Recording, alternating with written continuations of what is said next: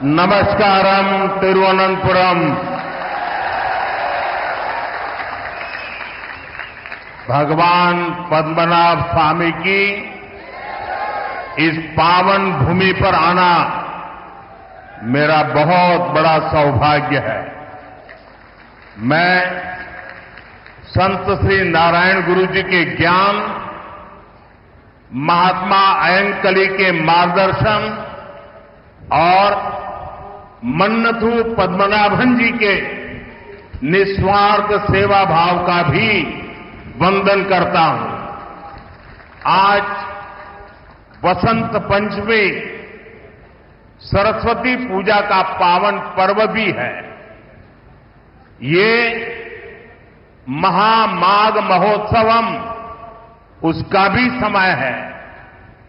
मैं केरला के लोगों को इन पर्वों की हार्दिक शुभकामनाएं देता हूं। आज नेताजी सुभाष चंद्र बोस जी की जन्म जयंती भी है। हम इसे पराक्रम दिवस के रूप में मनाते हैं। मैं सभी देशवासियों को पराक्रम दिवस की बहुत बहुत बधाई देता हूं। നമസ്കാരം. തിരുവനന്തപുരം ശ്രീ പത്മനാഭസ്വാമിയുടെ മണ്ണിൽ വരിക എന്നത് എന്റെ സൗഭാഗ്യമാണ്. നാരായണ ഗുരുദേവന്റെ അറിവിന് മുന്നിൽ, മഹാത്മാ അയ്യൻകാളിയുടെ മാർഗദർശനത്തിനു മുൻപിൽ, മന്നത്ത് പത്മനാഭന്റെ നിസ്വാർത്ഥ സേവനത്തിനു മുന്നിൽ ഞാൻ നമസ്കരിക്കുന്നു. ഇന്ന് വസന്ത പഞ്ചമി ദിവസമാണ്. സരസ്വതി പൂജയുടെ പാവനമായ ദിവസം കൂടിയാണ് ഇന്ന്. അതോടൊപ്പം മഹാമാഘ മഹോത്സവവും നടക്കുകയാണ്. എല്ലാ മലയാളികൾക്കും ഈ മഹോത്സവങ്ങളുടെ എല്ലാ പേരിലുള്ള എല്ലാ നന്മകളും ഞാൻ നേരുകയാണ്. അതോടൊപ്പം ഇന്ന് നേതാജി സുഭാഷ് ചന്ദ്രബോസിന്റെ ജന്മദിവസമാണ്. ഇന്ന് രാജ്യം അദ്ദേഹത്തിന്റെ ജന്മദിന ദിവസത്തെ പരാക്രമ ദിവസം എന്ന പേരിലാണ് ആഘോഷിക്കുന്നത്. രാജ്യത്തെ എല്ലാവർക്കും നേതാജിയുടെ ജന്മദിനമായ പരാക്രമ ദിവസത്തിന്റെ ആശംസകളും ഞാൻ നേരുകയാണ്. मुझे लगता है कोई इफेक्ट आ रही है। जो माइक वाले हैं जरा उसको ठीक करें। മൈക്ക് ये संगीत पार्टी में तो इको इफेक्ट चाहिए, यहां क्या जरूरत है? समझाइए इनको। പറയുന്ന പരിഭാഷപ്പെടുത്തുന്നത് വളരെ ഇഫക്റ്റീവ് ആയിട്ട് കേൾക്കുന്നില്ല, നല്ല രീതിയിൽ കേൾക്കുന്നില്ല. മൈക്ക് ഒന്ന് അഡ്ജസ്റ്റ് ചെയ്യാനാണ്. എക്കോ കുറച്ചാൽ മതി. എക്കോ. मैं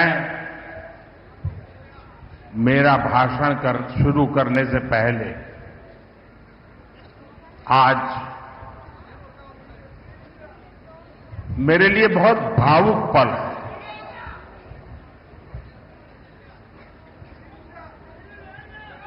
लाखों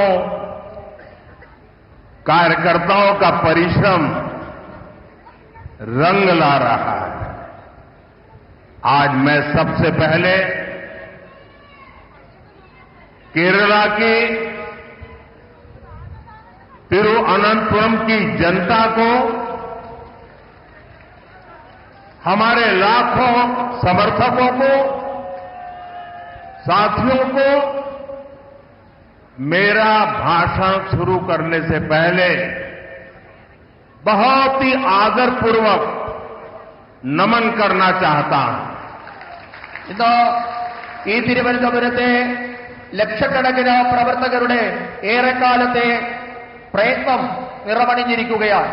ഞാൻ എന്റെ പ്രസംഗം തുടങ്ങുന്നതിന് മുൻപ് തിരുവനന്തപുരത്തെ ജനങ്ങൾക്ക്, ലക്ഷക്കണക്കിന് വരുന്ന ഭാരതീയ ജനതാ പാർട്ടിയുടെ പ്രവർത്തകർക്ക് എല്ലാവർക്കും ഏറെ ആദരപൂർവ്വം ഞാൻ നിങ്ങൾക്ക് എല്ലാവർക്കും എന്റെ സാദര നമസ്കാരം അർപ്പിക്കുന്നു.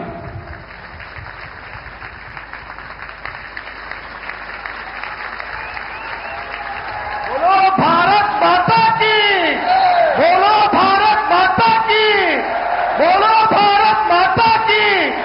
जय जय नरेंद्र मोदी, जय जय नरेंद्र मोदी, जय जय बीजेपी।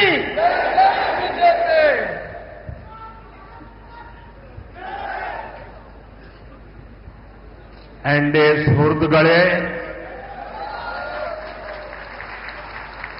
मैं जब भी केरला आता हूं आपका स्नेह, आपका स्वागत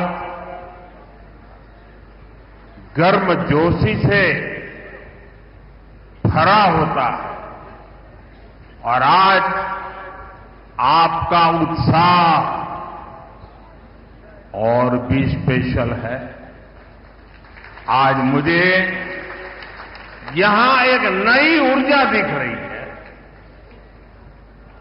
आज मुझे यहां एक नई होप दिख रही है। आपका ये जोश, ये विश्वास दिलाता है कि अब केरला में परिवर्तन होकर रहेगा। സുഹൃത്തുക്കളെ, और साथियों,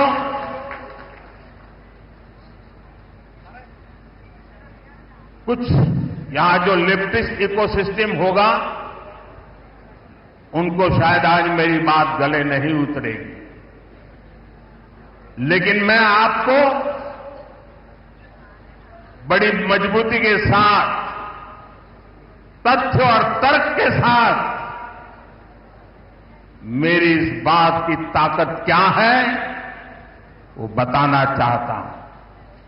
1987 के पहले गुजरात में बीजेपी एक हाशिए की पार्टी थी, अखबार में 2 लाइन भी नहीं छपती थी।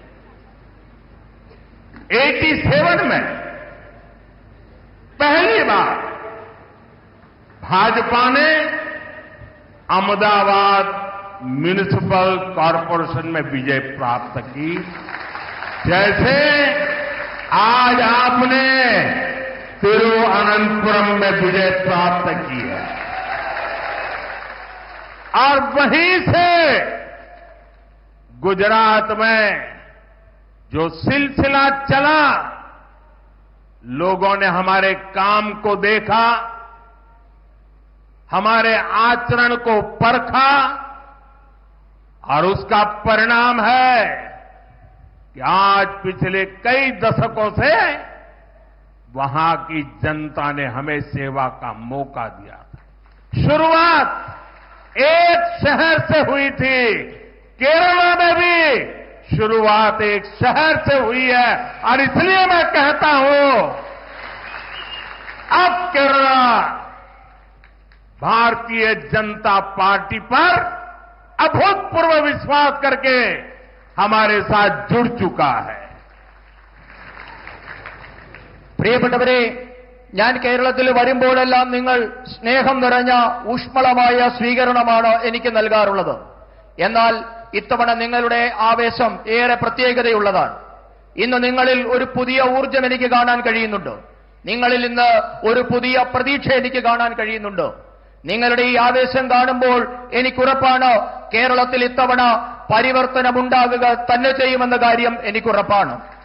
ഞാൻ എന്റെ എല്ലാ ഉറപ്പോടും കരുത്തോടും കൂടി നിങ്ങളോട് പറയുന്നു, 1987 മുൻപ് ഗുജറാത്തിൽ ഭാരതീയ ജനതാ പാർട്ടി എന്നുള്ളത് തോൽവികൾ ഏറ്റുവാങ്ങുന്ന ഒരു പാർട്ടി മാത്രമായിരുന്നു. പത്രത്താളുകളിൽ പോലും ഇടം പിടിക്കാൻ പറ്റില്ലാത്ത ഒരു പാർട്ടിയായിരുന്നു. 1987 ആദ്യമായി അഹമ്മദാബാദ് മുനിസിപ്പാലിറ്റിയാണ് ഭാരതീയ ജനതാ പാർട്ടി വിജയിച്ചത്. അതുപോലെ ഇന്ന് തിരുവനന്തപുരം കോർപ്പറേഷനിലും നാം വിജയം നേടിയിട്ടുണ്ട്. ഇവിടെ നിന്നാണ് ഗുജറാത്ത് തുടങ്ങിയത്. ഗുജറാത്തിലെ ജൈത്രയാത്ര അഹമ്മദാബാദ് മുനിസിപ്പാലിറ്റിയിൽ നിന്നാണ് നാം തുടങ്ങിയത്. ആ അഹമ്മദാബാദിലെ ജനങ്ങൾ, ഗുജറാത്തിലെ ജനങ്ങൾ ഭാരതീയ ജനതാ പാർട്ടിയുടെ പ്രവർത്തനം കണ്ടു, അവരതിനെ വിലയിരുത്തി. അതിനുശേഷം അവർ നമുക്ക് തുടർച്ചയായി അവരെ സേവിക്കാനുള്ള അവസരം തന്നുകൊണ്ടിരിക്കുകയാണ്. ഒരു പട്ടണത്തിൽ നിന്ന് തുടങ്ങിയ ജൈത്രയാത്രയാണ് ഇന്ന് നാം ഗുജറാത്തിൽ തുടർച്ചയായി ഭരിക്കുന്നതിൽ എത്തി നിൽക്കുന്നത്. അതേപോലെ ഇന്ന് കേരളത്തിലും നാം ഒരു പട്ടണത്തിൽ നിന്ന് തുടങ്ങുകയാണ്. എനിക്കുറപ്പുണ്ട്, ഇന്ന് കേരളം ഭാരതീയ ജനതാ പാർട്ടിയെ വിശ്വസിച്ചു തുടങ്ങിയിരിക്കുന്നു. मेरे साथ बोलिए, भारत माता की जय, भारत माता की जय, भारत माता की जय. एनडीए സുഹൃത്തുക്കളെ, तिरुवनंतपुरम में बीजेपी की जीत साधारण नहीं है, यह ऐतिहासिक है, अभूतपूर्व है। तिरुवनंतपुरम ने केरला में बीजेपी सरकार की नींव डाल दी है।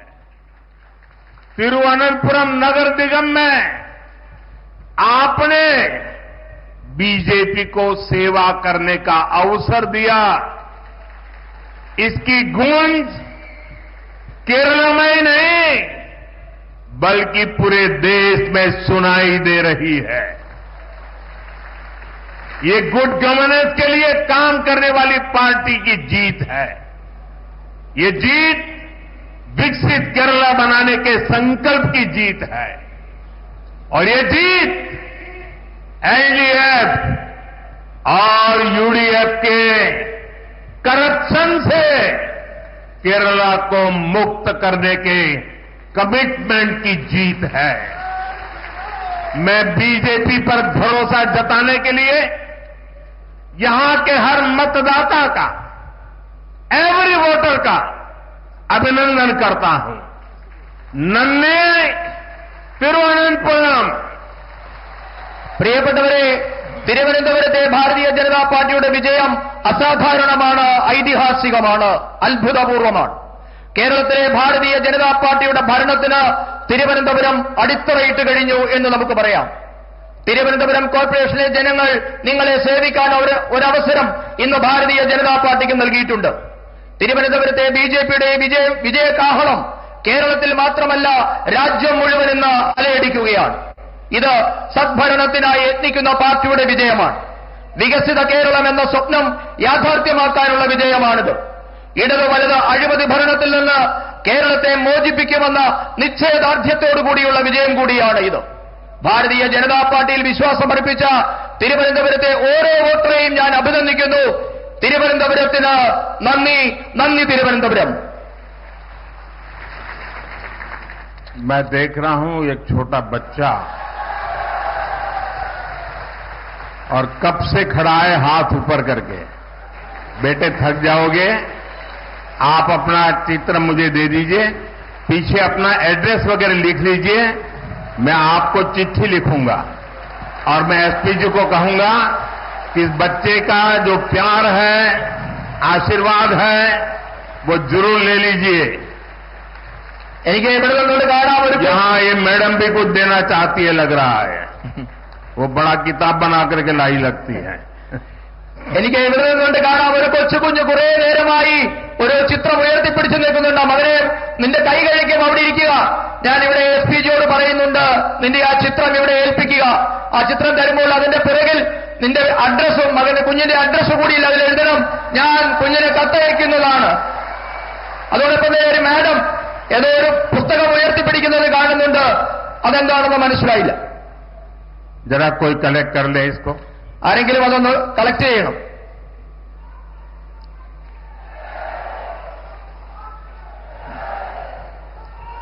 मैं जानता हूं, मैं देश भर में जहां भी जाता हूं, बहुत से युवा, बहुत से बालक अपनी भावना प्रकट करते हैं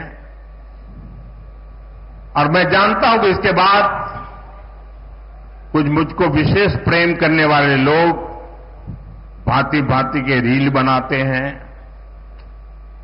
कोई इसको प्री प्लान बड़ा ड्रामा है ऐसा कहते हैं। ये सारी गालियां मैं सुनता हूं। क्यों? क्योंकि मैं आपके प्यार को समझता हूं, इन छोटे छोटे बच्चों की भावनाओं को समझता हूं और इसलिए रील बनाने वालों की गालियां तो खाता रहूंगा, लेकिन अगर किसी बच्चे ने 2 दिन 3 दिन इस प्रकार से प्यार से मेहनत की है, मैं उसका अपमान नहीं कर सकता, मैं इसको दुखी नहीं कर सकता हूं। रील जितने ही बनने हैं बन ले, जनता के प्रति मेरी जो जिम्मेवारी है और जनता का मेरे प्रति जो भाव है, वो इन रील से हजारों लाखों गुना अधिक ताकतवर है। ഞാൻ രാജ്യത്തെ എല്ലായിടത്തും പോകുന്നിടത്ത്, രാജ്യത്തെ വിവിധ പരിപാടിയിൽ പങ്കെടുക്കുന്നിടത്ത് എല്ലായിടത്തും യുവാക്കളും കുട്ടികളുമൊക്കെ അവരുടെ സ്നേഹം പല രീതിയിൽ പ്രകടിപ്പിക്കാറുണ്ട്. അവരുടെ സ്നേഹം ചിത്രങ്ങളായും പലവിധങ്ങളായ അവരുടെ ക്രിയേഷനായും ഒക്കെ എനിക്ക് കിട്ടാറുമുണ്ട്. പക്ഷേ അതിനെയൊക്കെ റീൽസിൽ കൂടിയൊക്കെ അപമാനിക്കുന്നവരും ഇതൊക്കെ ഡ്രാമയാണ് എന്ന് പറയുന്നവരുമൊക്കെ ഈ രാജ്യത്തുണ്ട്. അതൊക്കെ അവിടെ നടക്കട്ടെ. പക്ഷേ എന്നെ സ്നേഹിക്കുന്നവരോട്, എന്നെ വിശ്വസിക്കുന്നവരുടെ സ്നേഹത്തെ ഞാൻ ഉപേക്ഷിക്കാൻ ഞാൻ തയ്യാറല്ല. നിങ്ങൾ എത്ര റീൽസ് ഉണ്ടാക്കി അപമാനിക്കാൻ ശ്രമിച്ചാലും നിങ്ങളോട് പറയാനുള്ളത്, നിങ്ങൾ റീൽസ് ഉണ്ടാക്കിക്കൊള്ളൂ. അതിലും എത്രയോ 1000 മടങ്ങാണ് ഈ രാജ്യത്തെ ജനങ്ങൾ എനിക്ക് നൽകുന്ന സ്നേഹം. അവരോട് എനിക്ക് ഉത്തരവാദിത്വമുണ്ട്. അവരുടെ സ്നേഹത്തോട് 1000 മടങ്ങ് എനിക്ക് വിധേയത്വമുണ്ട്. साथियों, तिरुवनंतपुरम के साथ दशकों से एलडीएफ और यूडीएफ ने बहुत अन्याय किया है. लेफ्ट और कांग्रेस ने, करप्शन ने तिरुवनंतपुरम को बेसिक सुविधाओं में भी पीछे रखा. लेकिन अब ऐसा नहीं होगा. यहां बीजेपी की हमारी टीम ने विकसित तिरुवनंतपुरम के विजन पर काम करना शुरू कर दिया है. मैं तिरुवनंतपुरम की जनता से कहूंगा, आप विश्वास रखिए. मारा तदीनी मारूम.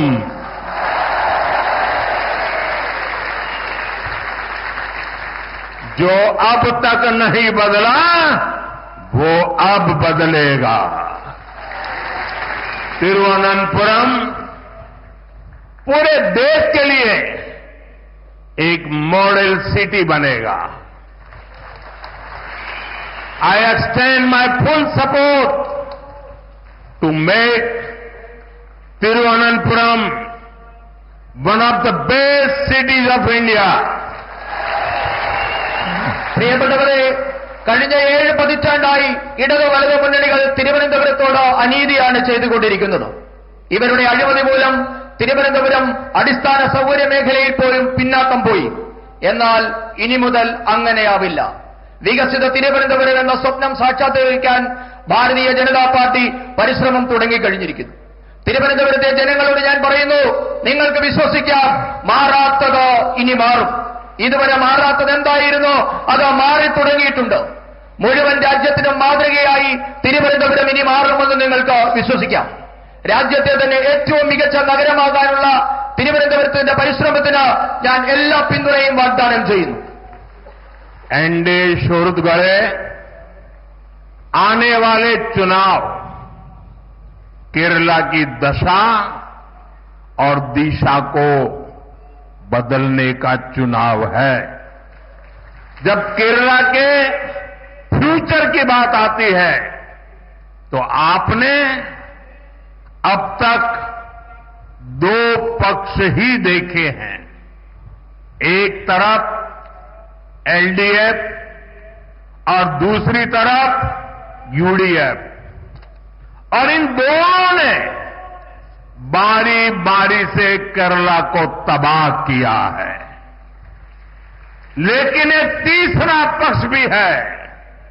वो पक्ष डेवलपमेंट का है, गुड गवर्नेंस का है, बीजेपी एनडीए का है. एलडीएफ और यूडीएफ के लोगों ने केरला को करप्शन, कुशासन और अपीजमेंट की खतरनाक राजनीति में झोंक दिया है. പ്രിയപ്പെട്ടവരെ, ഞാനൊരു കാര്യം നിങ്ങളോട് പറയാൻ ആഗ്രഹിക്കുന്നു. കേരളത്തിന്റെ തലവരെയും ഭാവിയും മാറ്റാൻ പോകുന്ന തിരഞ്ഞെടുപ്പായിരിക്കും ഇത്തവണ നടക്കാൻ പോകുന്നത്. സാധാരണഗതിയിൽ കേരളത്തെ പറ്റി സംസാരിക്കുമ്പോൾ, കേരളത്തിന്റെ ഭാവിയെപ്പറ്റി പറയുമ്പോഴൊക്കെ നാം 2 പക്ഷത്തെപ്പറ്റി മാത്രമായിരുന്നു സംസാരിച്ചുകൊണ്ടിരുന്നത്. 2 പക്ഷത്തെ മാത്രമായിരുന്നു നാം ഇതുവരെ കണ്ടുകൊണ്ടിരുന്നത്. ഒരു വശത്ത് ഇടതുപക്ഷം, മറുവശത്ത് വലതുപക്ഷം. ഇവർ രണ്ടുപേരും കൂടി കേരളത്തെ മാറി മാറി ഭരിച്ച് തകർത്തെറിഞ്ഞിരിക്കുകയാണ് ചെയ്തിരിക്കുന്നത്. എന്നാൽ ഇനി മുതൽ മൂന്നാമതൊരു പക്ഷം കൂടിയുണ്ട്. ആ പക്ഷം വികസനത്തിന്റെ പക്ഷമാണ്, സദ്ഭരണത്തിന്റെ പക്ഷമാണ്, ഭാരതീയ ജനതാ പാർട്ടി നയിക്കുന്ന എൻഡിഎയുടെ പക്ഷമാണ്. ഇടതു വലതു മുന്നണികൾ കേരളത്തെ അഴിമതിയിൽ, ദുർഭരണത്തിൽ, അപകടകരമായ വിഷയത്തിലൊക്കെ മുക്കി തകർത്ത് കളഞ്ഞിരിക്കുകയാണ്. സുഹൃത്തുക്കളെ, एलडीएफ और यूडीएफ इन दोनों के झंडे अलग है, सिंबल अलग है, लेकिन इनकी पॉलिटिक्स, इनका एजेंडा एक ही है. झंडा अलग है, एजेंडा एक है. Full corruption, zero accountability, full communalism, zero responsibility. LDF और यूडीएफ को पता है कि 5 या 10 साल बाद उन्हें ही मौका मिलता है. इसलिए यहां सरकार तो बदलती है, लेकिन सिस्टम वही रहता है. अब आपको सही मायने में नई सरकार बनानी है. केरला के लिए प्रो पीपल, प्रो डेवलपमेंट सरकार बनानी है. और ये काम बीजेपी, एनडीए यही कर सकती है. പ്രിയപ്പെട്ടവരെ, സിപിഎമ്മിന്റെയും കോൺഗ്രസിന്റെയും ഇടതുപക്ഷത്തിന്റെയും വലതുപക്ഷത്തിന്റെയും പതാകകൾ ഒരുപക്ഷെ വ്യത്യസ്തമാകാം, ചിഹ്നം രണ്ടായിരിക്കാം. എന്നാൽ ഇവരുടെ രാഷ്ട്രീയം, ഇവരുടെ അജണ്ട ഒന്നു തന്നെയാണ്. ഒരു വശത്ത് ആരോടും കടപ്പാടില്ലാത്ത സമ്പൂർണ്ണ അഴിമതി, ആരോടും ഉത്തരവാദിത്തമില്ലാത്ത സമ്പൂർണ്ണ വർഗീയത. ഇവരെ രണ്ടുപേരും സാധാരണ ധരിക്കുന്നത് 5-10 വർഷം കാത്തിരുന്നാലും വീണ്ടും ഭരിക്കാൻ അവസരം കിട്ടുമെന്നാണ് രണ്ട് മുന്നണികളുടെയും പ്രതീക്ഷ. അതുകൊണ്ടാണ് നാളിതുവരെ നമ്മുടെ സംസ്ഥാനത്ത് ഭരണം മാറിയെങ്കിലും സംവിധാനം ഒന്നു തന്നെയായി ഇവിടെ നിലനിൽക്കുന്നത്. ഇനിയാണ് യഥാർത്ഥ അർത്ഥത്തിൽ ഒരു പുതിയ സർക്കാർ ഇവിടെ ഉണ്ടാകേണ്ടിയിരിക്കുന്നു. ജനങ്ങൾക്കായുള്ള ഒരു സർക്കാർ, വികസനത്തിന് വേണ്ടി നിലകൊള്ളുന്ന ഒരു സർക്കാർ ഇനി ഉണ്ടാകേണ്ടിയിരിക്കുന്നു. ആ ദൗത്യം ഭാരതീയ ജനതാ പാർട്ടി, ജനങ്ങൾക്ക് വേണ്ടിയുള്ള സർക്കാർ എന്ന ദൗത്യം ഭാരതീയ ജനതാ പാർട്ടി നിറവേറ്റുക തന്നെ ചെയ്യും. एलडीएफ और यूडीएफ, उनके जो यहां इकोसिस्टम है, जिन्होंने आंखों पे पटरी बांध करके बैठे हुए हैं, मेरी बात सुन लीजिए और थोड़ा दिमाग खोल करके सोचिए. आप देखते हैं केरला में ज्यादातर 5 साल एलडीएफ, फिर 5 साल यूडीएफ, 5 साल यानी वही आते जाते रहते हैं. आप मुझे बताइए, ऐसा क्या हुआ कि त्रिपुरा में 30 साल से ये लेफ्ट वालों की सरकार चल रही थी और उसके बाद वहां की जनता ने तंग आकर के, थक करके बीजेपी को मौका दिया और आज दोबारा वहां बीजेपी की सरकार चल रही है और वहां एलडीएफ का नामो निशान नहीं बचा है, लेफ्ट का नामो निशान नहीं बचा. कारण ये जो मिली भगत थी, बीजेपी के आने के बाद वो मिली भगत खत्म हो गई. बंगाल देखिए, 35-40 साल तक लेफ्ट ने राज किया था. वहां सरकार बदली और उसने लेफ्ट के खिलाफ जंग किया और परिणाम क्या हुआ? आज बंगाल में लेफ्ट वालों को चुनाव लड़ने के लिए उम्मीदवार नहीं मिल पाते हैं. लेकिन केरल में ऐसा नहीं होता है, इसलिए क्योंकि दोनों की मिलीभगत है. 5 साल तुम बैठो, फिर 5 साल हम आएंगे, न हम तुम्हें परेशान करेंगे, न तुम हमें परेशान करोगे. अगर केरला को बचाना है, अगर केरला को आगे बढ़ाना है, तो एलडीएफ यूडीएफ की इस जोड़ी को तोड़ना ही होगा और परिवर्तन लाना ही होगा। നമ്മുടെ സംസ്ഥാനത്ത് ഞാൻ പറഞ്ഞു ഭരണം മാറുന്നുണ്ടെങ്കിലും എക്കോസിസ്റ്റം ഇടതുപക്ഷത്തിന്റെയും വലതുപക്ഷത്തിന്റെയും ഇവിടെ നിലനിൽക്കുകയാണ്. കേരളത്തിലെ ജനങ്ങളോട് എനിക്ക് അഭ്യർത്ഥിക്കാനുള്ളത് ബുദ്ധി ഉപയോഗിച്ച് അല്പം കൂടി ചിന്തിക്കണമെന്നാണ് എനിക്ക് അഭ്യർത്ഥിക്കാനുള്ളത്. കേരളത്തിൽ 5 വർഷം ഇടതുപക്ഷം 5 വർഷം വലതുപക്ഷം എന്ന രീതിയിലാണ് ഭരണം നടക്കുന്നത്. നിങ്ങൾ എന്നോട് പറയൂ, എന്തുകൊണ്ടാണ് ഇങ്ങനെ സംഭവിക്കുന്നത്? നമുക്ക് ത്രിപുരയിലെ ഉദാഹരണം എടുക്കാം. ത്രിപുരയിൽ 30 വർഷമാണ് ഇടതുപക്ഷ സർക്കാർ ഭരിച്ചത്. അതിനുശേഷം അവിടെ ജനങ്ങൾ മാറി ചിന്തിച്ചു. ഭാരതീയ ജനതാ പാർട്ടിക്ക് ഒരു അവസരം നൽകി. ഇന്ന് തുടർച്ചയായി 2ാം തവണയും ഭാരതീയ ജനതാ പാർട്ടി ത്രിപുര ഭരിക്കുകയാണ്. ഇന്നവിടെ LDFനെ പേരിന് പോലും കാണാൻ കിട്ടുന്നില്ല. കാരണം ഭാരതീയ ജനതാ പാർട്ടി വന്നാൽ ഇവരുടെ അഴിമതിയും ഐക്യവും നടക്കില്ല എന്ന് അവർക്ക് മനസ്സിലായിട്ടുണ്ട്. ബംഗാളിന്റെ ഉദാഹരണം എടുത്താൽ 35-40 വർഷക്കാലം ബംഗാൾ ഇടതുമുന്നണിയാണ് ഭരിച്ചുകൊണ്ടിരുന്നത്. ഇന്ന് സർക്കാർ മാറി ഇടതുപക്ഷത്തിനെതിരെ സമരം ചെയ്ത് ഇന്ന് അവിടെ പുതിയൊരു സർക്കാർ ഉണ്ടായിരിക്കുന്നു. പക്ഷേ അവിടുത്തെ ഇടതുപക്ഷത്തിന്റെ അവസ്ഥ എന്താണ്? ഇന്ന് ഇടതുപക്ഷത്തിന്റെ ടിക്കറ്റിൽ മത്സരിക്കാൻ ഒരു സ്ഥാനാർത്ഥിയെ പോലും കിട്ടുന്നില്ല എന്നതാണ് ഇടതുപക്ഷത്തിന്റെ അവസ്ഥ. ഇതെന്തുകൊണ്ടാണ് കേരളത്തിൽ സംഭവിക്കാത്തത് എന്ന് നിങ്ങൾ ചിന്തിക്കണം. കാരണം ഇവർ രണ്ടുപേരും തമ്മിലുള്ള അഡ്ജസ്റ്റ്മെന്റ് രാഷ്ട്രീയമാണ്, വിട്ടുവീഴ്ച രാഷ്ട്രീയമാണ്, ഐക്യമാണ് ഇതിന് കാരണം. ഞാൻ നിങ്ങളോട് പറയുന്നു, കേരളത്തെ രക്ഷിക്കണമെങ്കിൽ, കേരളം രക്ഷപ്പെടണമെങ്കിൽ ഈ ഇടതു വലതു മുന്നണിയുടെ കൂട്ടുകക്ഷി ഭരണം, ഇവരുടെ ഐക്യത്തോടു കൂടിയുള്ള അഡ്ജസ്റ്റ്മെന്റ് ഭരണം അവസാനിപ്പിക്കണം. കാരണം ഒരാൾ പറയുന്നു, ഞാൻ ഭരണത്തിൽ വന്നാൽ നിങ്ങളെ ബുദ്ധിമുട്ടിക്കില്ല, നിങ്ങൾ ഭരണത്തിൽ വന്നാൽ ഞങ്ങളെയും ബുദ്ധിമുട്ടിക്കരുത് എന്ന തരത്തിലുള്ള അഡ്ജസ്റ്റ്മെന്റ് ഭരണം അവസാനിപ്പിച്ചെങ്കിൽ മാത്രമേ കേരളം മുൻപോട്ടേക്ക് പോവുകയുള്ളൂ, കേരളം രക്ഷപ്പെടുകയുള്ളൂ.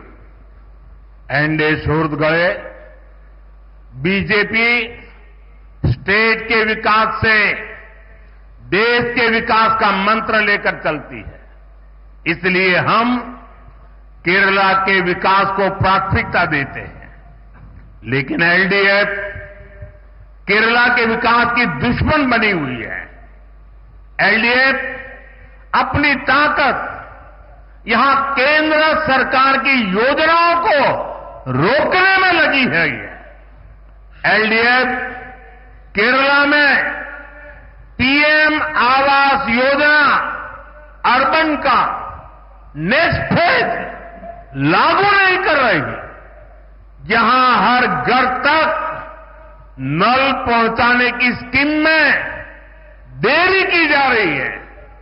एलडीएफ सरकार नहीं चाहती कि गरीबों के बच्चे भी पीएमसी जैसे आधुनिक स्कूलों में पढ़ाई करें। यहां की राज्य सरकार इस योजना के लाभ से केरला के स्टूडेंट्स को दूर रख रहे हुए हैं।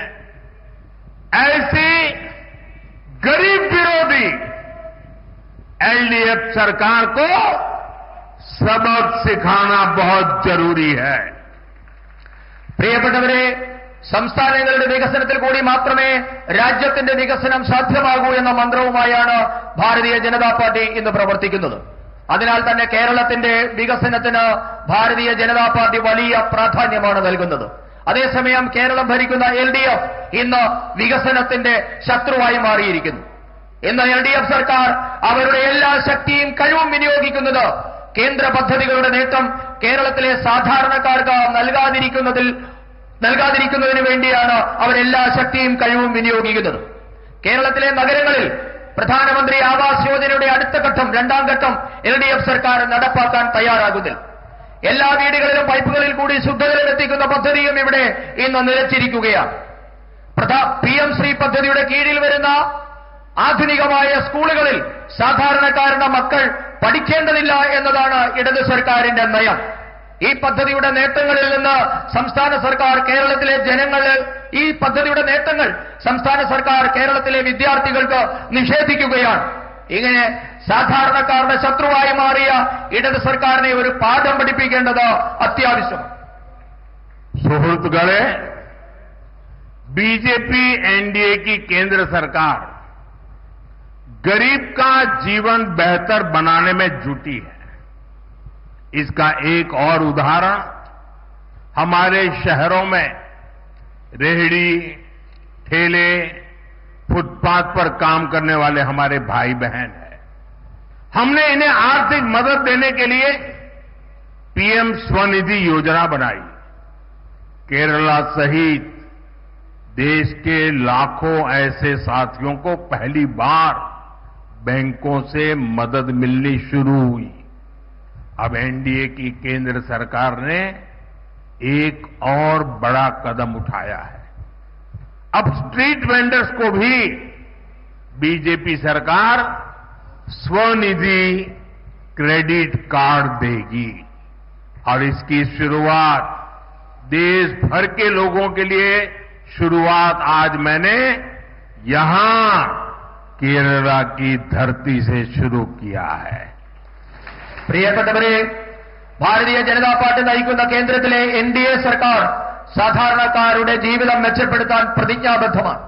ഇതിന് ഏറ്റവും ഒടുവിലത്തെ ഉദാഹരണമാണ് നമ്മുടെ തെരുവ് കച്ചവടക്കാർ, തട്ടുകടക്കാർ, വഴിയോര കച്ചവടക്കാർ എന്നിവർക്കായി കേന്ദ്ര സർക്കാർ നടപ്പാക്കുന്ന വിവിധ പദ്ധതികൾ. ഈ വിഭാഗത്തിൽപ്പെട്ട ദുർബലരായ മനുഷ്യരെ സാമ്പത്തികമായി സഹായിക്കാൻ വേണ്ടി നാം പ്രധാനമന്ത്രി സ്വനിധി പദ്ധതി നടപ്പാക്കിയിട്ടുണ്ട്. കേരളം ഉൾപ്പെടെയുള്ള നാടുകളിലെ ലക്ഷക്കണക്കിന് പാവപ്പെട്ട മനുഷ്യർക്കാണ് ഈ പദ്ധതി മൂലം പ്രയോജനം കിട്ടുന്നത്.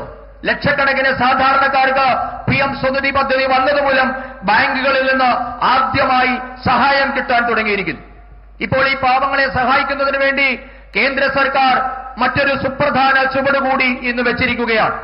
തെരുവ് കച്ചവടക്കാർക്കും ക്രെഡിറ്റ് കാർഡ് കിട്ടുന്ന പദ്ധതി, ഇവിടെ രാജ്യത്തെ മുഴുവൻ തെരുവ് കച്ചവടക്കാർക്കും പ്രയോജനം കിട്ടുന്ന ഈ പദ്ധതിയുടെ രാജ്യവ്യാപകമായ ഉദ്ഘാടനം അല്പസമയം മുമ്പ് കേരളത്തിന്റെ ഈ പത്മനാഭന്റെ മണ്ണിൽ വെച്ചാണ് ഞാൻ നിർവഹിച്ചത്.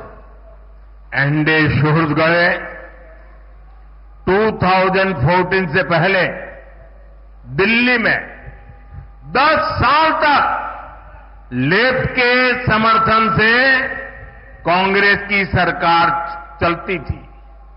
उस दौरान केरला के किसानों या यहां के फिशरमैन के लिए ना लेफ्ट ने कुछ किया और न ही कांग्रेस ने कुछ किया। दिल्ली में सरकार में बैठे थे तब भी नहीं किया। किसानों के नाम पर जो झूठे पैकेज घोषित होते थे उसका पैसा कांग्रेस और लेफ्ट के लोगों की जेब में पहुंच जाता था। किसान का पैसा किसान को मिले, इसके लिए एनडीए की केंद्र सरकार ने पीएम किसान निधि शुरू की। इसे केरला के लाखों किसानों के अकाउंट में 13,000 करोड़ 13,000 करोड़ रुपए सीधे मेरे केरल के किसान भाई बहनों के खाते में जमा हुए हैं। एलडीएफ और यूडीएफ के लोग चाहकर भी इस पैसों को लूट नहीं सकते। പ്രിയപ്പെട്ടവരെ, 2014 മുൻപുള്ള 10 വർഷക്കാലം ഇടതുപക്ഷത്തിന്റെ പിന്തുണയുള്ള കോൺഗ്രസ് സർക്കാരായിരുന്നു കേന്ദ്രം ഭരിച്ചിരുന്നത്. ഈ കാലയളവിൽ കേരളത്തിലെ സാധാരണക്കാരായ കർഷകർക്കോ മത്സ്യത്തൊഴിലാളികൾക്കോ പ്രയോജനം കിട്ടുന്ന ഒരു കാര്യവും ഇടതുപക്ഷത്തിനോ സിപിഐഎമ്മിനോ കോൺഗ്രസിനോ അക്കാലത്ത് ചെയ്യാൻ സാധിച്ചിട്ടില്ല. സർക്കാരിൽ ഇരുന്നപ്പോഴും ചെയ്തിട്ടില്ല, പിന്തുണ കൊടുക്കുന്ന കാലഘട്ടത്തിലും ചെയ്തിട്ടില്ല. കർഷകരുടെ പേരിൽ വ്യാജ വാഗ്ദാനങ്ങളും പാക്കേജുകളും മാത്രമായിരുന്നു അക്കാലത്ത് പ്രഖ്യാപിക്കപ്പെട്ടത്. കർഷകരുടെ പേരിൽ പ്രഖ്യാപിക്കപ്പെട്ട പദ്ധതികളുടെ മുഴുവൻ പണവും ഇടതു വലതു നേതാക്കളുടെ പോക്കറ്റിലേക്കാണ് അക്കാലത്ത് പോയിക്കൊണ്ടിരിക്കുന്നത്. എന്നാൽ കർഷകരുടെ പണം അവർക്ക് തന്നെ കിട്ടണമെന്ന ഭാരതീയ ജനതാ പാർട്ടിയുടെ നിശ്ചയദാർഢ്യത്തെ തുടർന്ന് എൻഡിഎ സർക്കാർ രാജ്യത്തെ കർഷകർക്കായി കിസാൻ സമ്മാൻ നിധിയാണ് ഇന്ന് നടപ്പാക്കിയിട്ടുള്ളത്. ഈ പദ്ധതി മൂലം കേരളത്തിലെ ലക്ഷക്കണക്കിന് വരുന്ന കർഷകരുടെ അക്കൗണ്ടുകളിലേക്ക് 13,000 കോടി രൂപയാണ് ഭാരതീയ ജനതാ പാർട്ടിയുടെ സർക്കാർ നേരിട്ട് അക്കൗണ്ടുകളിലേക്ക് എത്തിച്ചത്. ഈ പണം ഇന്ന് ഇടത് വലതു നേതാക്കൾ വിചാരിച്ചാൽ പോലും മോഷ്ടിക്കാൻ പറ്റത്തില്ല. ആ പറ്റാത്ത തരത്തിലേക്ക് കർഷകർക്ക് നേരിട്ട് പണം എത്തിച്ചിട്ടുണ്ട്. सुहृद गए फिशरमैन का हित भी एनडीए की प्राथमिकता है। पीएम मत्स्य संपदा स्कीम के तहत केरला को 1400 करोड़ रुपीस की मदद मिली है। ये बीजेपी की केंद्र सरकार ही है जिसने फिशरीज के लिए अलग मंत्रालय बनाया है। पहली बार फिशरमैन के लिए भी किसान क्रेडिट कार्ड का बेनिफिट दिया है। हमने फिशरमैन के लिए 5 लाख तक के इंश्योरेंस की सुरक्षा भी दी है। डीप सी फिशिंग के लिए नावों के आधुनिकीकरण के लिए मदद दी है। സുഹൃത്തുക്കളെ, മത്സ്യത്തൊഴിലാളികളുടെ ക്ഷേമമെന്നുള്ളത് എൻഡിഎയുടെ പ്രഥമ പരിഗണനയാണ്. പ്രധാനമന്ത്രി മത്സ്യസമ്പദ യോജന വഴി കേരളത്തിന് 14,000 കോടി രൂപയാണ് കേന്ദ്ര സർക്കാർ നൽകിയത്. മത്സ്യബന്ധനത്തിന്റെ കാര്യങ്ങൾ നോക്കുന്നതിന് വേണ്ടി ഒരു പ്രത്യേക മന്ത്രാലയം രൂപീകരിച്ചതും ഭാരതീയ ജനതാ പാർട്ടി നയിക്കുന്ന കേന്ദ്ര സർക്കാരാണ്. രാജ്യത്താദ്യമായി കിസാൻ ക്രെഡിറ്റ് കാർഡിന്റെ പ്രയോജനം മത്സ്യത്തൊഴിലാളികൾക്ക് നൽകിയതും ഭാരതീയ ജനതാ പാർട്ടിയുടെ സർക്കാരാണ്. മത്സ്യത്തൊഴിലാളികൾക്ക് 5 ലക്ഷം രൂപയുടെ ഇൻഷുറൻസ് ആണ് കേന്ദ്ര സർക്കാർ ഏർപ്പെടുത്തിയിട്ടുള്ളത്. ആഴക്കടൽ മത്സ്യബന്ധനത്തിന് പോകുന്ന വലിയ ബോട്ടുകളുടെ നവീകരണത്തിനും കേന്ദ്ര സർക്കാർ ഇന്ന് സഹായം നൽകുന്നുണ്ട്. अंडे सुहृद गए केरला को विकसित बनाने में हमारी युवा शक्ति की बहुत बड़ी भूमिका है, लेकिन कांग्रेस ने यहां की युवा शक्ति के साथ हमेशा धोखा किया। एनडीए के पास केरला के यूथ के लिए रोजगार के अवसर बनाने का रोडमैप है। आज पूरी दुनिया आत्मनिर्भर भारत अभियान में अपने लिए अवसर देख रही है। इसलिए गल्फ हो, यूरोप हो, दुनिया के अनेक देशों के साथ भारत बड़े समझौते कर रहा है। इन समझौतों का बहुत अधिक लाभ केरल को मिल सकता है, लेकिन इसके लिए यहां बीजेपी की डबल इंजन सरकार होना बहुत जरूरी है। പ്രിയപ്പെട്ടവരെ, കേരളത്തിന്റെ വികസനത്തിൽ യുവാക്കളുടെ പങ്ക് വളരെ വലുതാണ്. എന്നാൽ കേരളത്തെ മാറി മാറി ഭരിച്ച 2 മുന്നണികളും കേരളത്തിലെ യുവാക്കളോട് വഞ്ചനയാണ് കാണിച്ചിട്ടുള്ളത്. കേരളത്തിലെ യുവാക്കൾക്ക് തൊഴിലവസരം സൃഷ്ടിക്കാനുള്ള കർമ്മ പദ്ധതി എൻഡിഎയുടെ പക്കലുണ്ട്. ഭാരതം നടപ്പാക്കിയ ആത്മനിർഭർ പദ്ധതിയിൽ അവസരം കിട്ടുമോ എന്ന് ഇന്ന് ലോകം മുഴുവൻ ഉറ്റുനോക്കുകയാണ്. ലോകത്തിലെ വിവിധ രാജ്യങ്ങളുമായി, അത് മധ്യേഷ്യയിലെ ഗൾഫ് രാജ്യങ്ങളാകട്ടെ, യൂറോപ്പാകട്ടെ, അവരുമായൊക്കെ നയതന്ത്ര ബന്ധങ്ങളിലൂടെ ഭാരതം ഇന്ന് വലിയ വലിയ കരാറുകളിൽ ഒപ്പിടുകയാണ്. ഈ കരാറുകളുടെ ഒക്കെ ഗുണം കേരളത്തിനും കിട്ടേണ്ടതാണ്. പക്ഷേ അത് സാധ്യമാകണമെങ്കിൽ കേരളത്തിലും ഒരു ഇരട്ട എഞ്ചിൻ സർക്കാർ ഉണ്ടാകേണ്ടത് വളരെ വളരെ അത്യാവശ്യമാണ്. सुहृदगणे, आधुनिक इंफ्रास्ट्रक्चर का निर्माण रोजगार का बहुत बड़ा माध्यम है। एलडीएफ हो या फिर कांग्रेस, ये इंफ्रास्ट्रक्चर नहीं बनाते, ये सिर्फ बड़े बड़े घोटाले करते हैं। लेकिन बीजेपी इंफ्रास्ट्रक्चर निर्माण से रोजगार निर्माण के विजन पर काम करती है। बीजेपी सरकार के प्रयासों के वजह से ही आज पूरा केरला में के रेल नेटवर्क का इलेक्ट्रिफिकेशन हो चुका है। आज यहां 3 वंदे भारत ट्रेनें चल रही है। थोड़ी देर पहले ही अनेक नई अमृत भारत एक्सप्रेस ट्रेनें भी शुरू की गई है। സുഹൃത്തുക്കളെ, ആധുനിക അടിസ്ഥാന സൗകര്യ വികസനം എന്നുള്ളത് തൊഴിൽ കിട്ടുന്നതിന് വലിയ ഘടകമാണ്. പക്ഷേ ഇടതാകട്ടെ വലുതാകട്ടെ കേരളത്തിന്റെ അടിസ്ഥാന സൗകര്യ വികസനം നടപ്പാക്കുന്നതിൽ ഒരു ശ്രദ്ധയും കാണിച്ചിട്ടില്ല. പകരം വലിയ വലിയ അഴിമതികളാണ് അവർ ചെയ്തുകൊണ്ടിരുന്നത്. എന്നാൽ ഭാരതീയ ജനതാ പാർട്ടി ആകട്ടെ അടിസ്ഥാന സൗകര്യ നിർമ്മാണത്തിലൂടെ ലക്ഷക്കണക്കിന് തൊഴിലവസരങ്ങളാണ് സൃഷ്ടിക്കുന്നത്. ഭാരതീയ ജനതാ പാർട്ടി നയിക്കുന്ന കേന്ദ്ര സർക്കാരിന്റെ ഈ നയം കാരണം ഇന്ന് കേരളത്തിലെ എല്ലാ റെയിൽവേ ലൈനുകളും വൈദ്യുതീകരിക്കപ്പെട്ടിട്ടുണ്ട്. ഇന്ന് 3 വന്ദേ ഭാരത് ട്രെയിനുകൾ കേരളത്തിൽ കൂടി ഓടുന്നുണ്ട്. അല്പസമയം മുൻപ് നിരവധി അമൃതഭാരത് ട്രെയിനുകളാണ് കേരളത്തിൽ കൂടി ഓടുന്നതിന് തുടക്കം കുറിച്ചിട്ടുള്ളത്.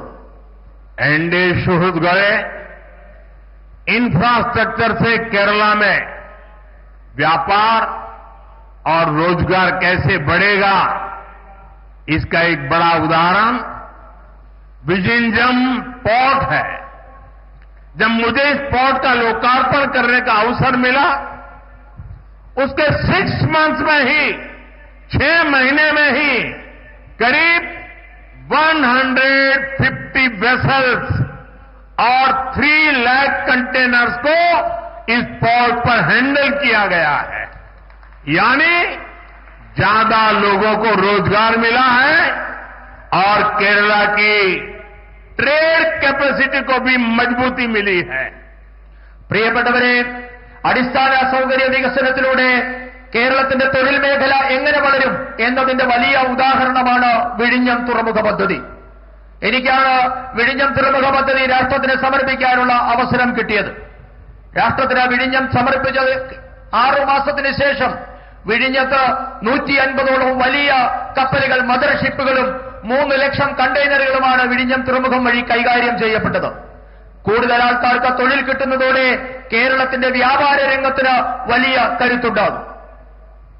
एनडीए सुहृद गए करप्शन ने केरला के डेवलपमेंट पर ब्रेक लगा दी है.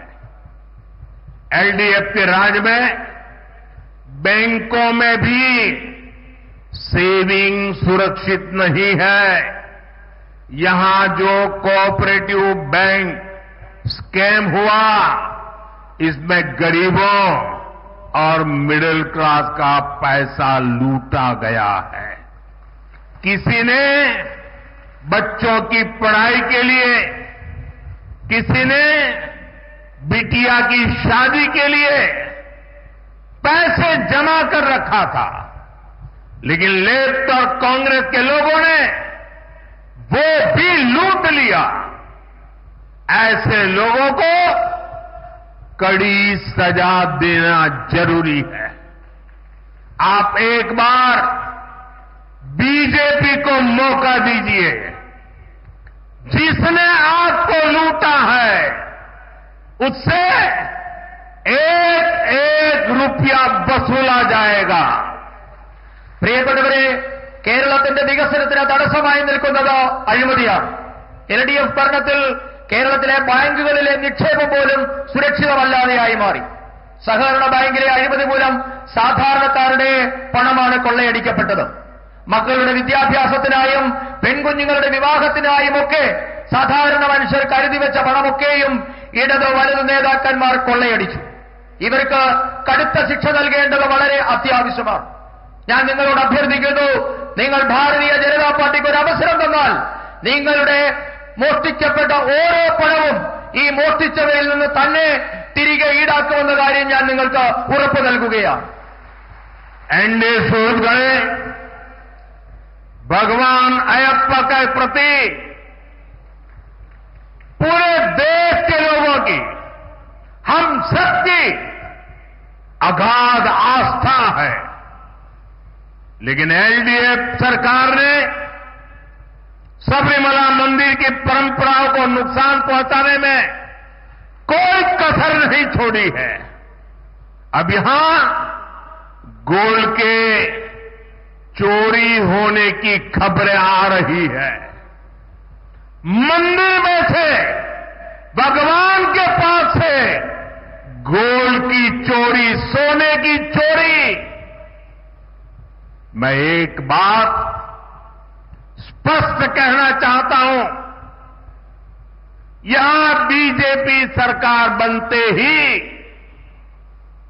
आरोपों की पूरी जांच होगी और दोषियों की जगह जेल में होगी. और ये मोदी की गारंटी है. പ്രിയപ്പെട്ടവരെ, രാജ്യം മുഴുവൻ മാത്രമല്ല, നമുക്കെല്ലാവർക്കും ഭഗവാൻ അയ്യപ്പനോട് ഈ രാജ്യം മുഴുവൻ അഗാധമായ ഭക്തിയും വിശ്വാസവുമാണുള്ളത്.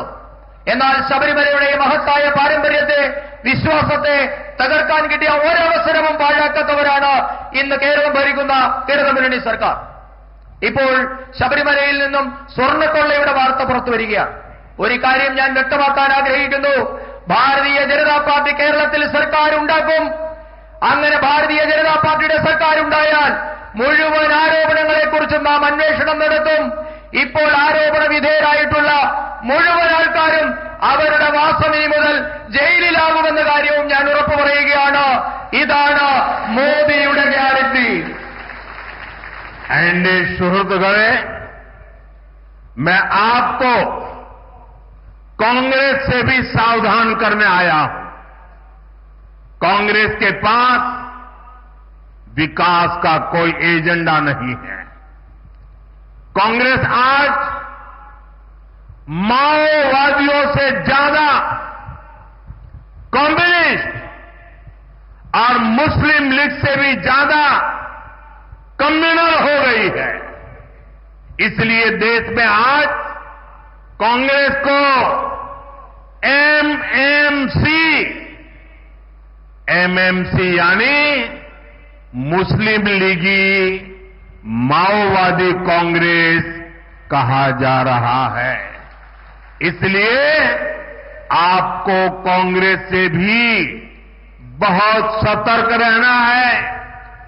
ये मुस्लिम लीगी माओवादी कांग्रेस के लोग केरला को अपनी लैब बना रहे हैं.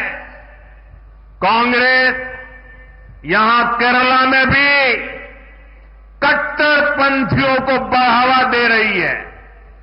ज्ञान, विज्ञान, आध्यात्म, आस्था, इसकी इस पवित्र धरती को कांग्रेस के मुस्लिम लीगी एजेंडे से हमें मिलकर के इस पवित्र भूमि को बचाना है. പ്രിയപ്പെട്ടവരെ, കോൺഗ്രസിനെ കുറിച്ച് മുന്നറിയിപ്പ് നൽകുന്നതിന് വേണ്ടിയാണ് ഞാനിവിടെ എത്തിയിട്ടുള്ളത്. ഇന്ന് കോൺഗ്രസിന്റെ കയ്യിൽ വികസനത്തിനുള്ള ഒരു പദ്ധതിയുമില്ല. രാജ്യത്തെ കോൺഗ്രസ് എന്നുള്ളത് മാവോയിസ്റ്റുകളെക്കാൾ വലിയ കമ്മ്യൂണിസ്റ്റുകളായി മാറിയിരിക്കുന്നു. മുസ്ലിം ലീഗിനേക്കാൾ വലിയ വർഗീയവാദികളായി കോൺഗ്രസ് മാറിയിരിക്കുന്നു. അതുകൊണ്ടാണ് ഇന്ത്യൻ നാഷണൽ കോൺഗ്രസ് എന്നുള്ളത് ഇന്ന് എംഎംസി കോൺഗ്രസ് എന്നായി മാറിയിരിക്കുന്നു. മുസ്ലിം ലീഗ് മാവോയിസ്റ്റ് കോൺഗ്രസ് എന്നാണ് ഇന്ന് രാജ്യത്തെ കോൺഗ്രസ് അറിയപ്പെടുന്നത്. നിങ്ങൾ അതുകൊണ്ട് തന്നെ കോൺഗ്രസിനെ വളരെയധികം സൂക്ഷിക്കണമെന്ന മുന്നറിയിപ്പാണ് ഞാൻ നിങ്ങൾക്ക് നൽകുന്നത്. മുസ്ലിം ലീഗ് മാവോയിസ്റ്റ് കോൺഗ്രസ് കേരളത്തെ ഇന്ന് അവരുടെ വർഗീയ പരീക്ഷണങ്ങളുടെ പരീക്ഷണശാലയാക്കി മാറ്റിയിരിക്കുകയാണ്. കേരളത്തിലും കോൺഗ്രസ് വിഘടനവാദികളെ പിന്തുണയ്ക്കുകയാണ്. അറിവിന്റെ, ശാസ്ത്ര അവബോധത്തിന്റെ, ആധ്യാത്മികതയുടെ, വിശ്വാസത്തിന്റെ ഒക്കെ നാടായ നമ്മുടെ പവിത്രമായ കേരളത്തെ ഈ കോൺഗ്രസിന്റെ മുസ്ലിം ലീഗ് അജണ്ടയിൽ നിന്നും നമുക്ക് ഒരുമിച്ച് മുക്തരാക്കണം. കേരളത്തെ നമുക്ക് ഒരുമിച്ച് രക്ഷിക്കണം. साथियों, विकसित केरलम के लिए अब बड़े फैसले का समय आ गया है. अब केरला को नई पॉलिटिक्स चाहिए. 21st सेंचुरी के पहले 25 इयर्स तो चले गए, खत्म हो गए हैं. आने वाले 25 इयर्स के इसमें केरला को विकसित बनाने के लिए अब बीजेपी को डिसाइसिव मैंडेट चाहिए. इसलिए मैं केरला के लोगों से कहूंगा, यही समय है, सही समय है. Now is the time for विकसित Keralam. Now is the right time for NDA government. आइए बीजेपी के साथ केरला में विकास के नए युग की शुरुआत करें. പ്രിയപ്പെട്ടവരെ, ഇപ്പോൾ വികസിത കേരളം സാധ്യമാക്കാനുള്ള സമയമാണ് സമാഗതമായിരിക്കുന്നത്. ഇതിനായി കേരളത്തിന് ഒരു പുതിയ രാഷ്ട്രീയം ആവശ്യമാണ്. 21ാം നൂറ്റാണ്ടിന്റെ ആദ്യ 25 വർഷങ്ങൾ കടന്നുപോയിരിക്കുന്നു. അടുത്ത 25 വർഷത്തിനുള്ളിലെങ്കിലും കേരളത്തെ വികസിതമാക്കണമെങ്കിൽ ഉറച്ച തീരുമാനം ആവശ്യമാണ്. അതുകൊണ്ട് ഞാൻ കേരളത്തോട് പറയുന്നു, ഇതാണ് ശരിയായ സമയം, ഇതാണ് സമയം. കേരളത്തിൽ മാറ്റം കൊണ്ടുവരാനുള്ള യഥാർത്ഥ സമയം ഇതാണ്. വികസിത കേരളം സൃഷ്ടിക്കാനുള്ള സമയമാണ് ഇപ്പോഴുള്ളത്. NDA സർക്കാരിനുള്ള ശരിയായ സമയമാണിത്. വരൂ, നമുക്ക് ഒരുമിച്ച് ഭാരതീയ ജനതാ പാർട്ടിക്കൊപ്പം അണിചേർന്ന് കേരളത്തിന്റെ വികസനത്തിന് പുതിയൊരു തുടക്കം കുറിക്കാം. मेरे साथ बोलिए, भारत माता की जय. आप रहने दीजिए. भारत माता की, भारत माता की, भारत माता की. आज नेताजी सुभाष बाबू की जन्म जयंती भी है और वंदे मातरम के 150 साल. मेरे साथ बोलिए, वंदे वंदे वंदे वंदे वंदे वंदे वंदे वंदे वंदे. बहुत बहुत धन्यवाद. ഒരുപാട് നന്ദി മോദിജി. കേരളത്തെ ഇത്രയേറെ സ്നേഹിച്ചതിന്, കടലോളം ആത്മവിശ്വാസം ഞങ്ങൾക്ക് പകർന്നതിന്, മലയാളികളുടെ പ്രതീക്ഷകൾ വാനോളം ഉയർത്തിയതിന് ഒരുപാട് നന്ദി. ഈ ചടങ്ങിൽ ഔപചാരികമായി കൃതജ്ഞത രേഖപ്പെടുത്താൻ ശ്രീമതി ശോഭാ സുരേന്ദ്രനെ ബഹുമാനപൂർവ്വം ക്ഷണിക്കുന്നു.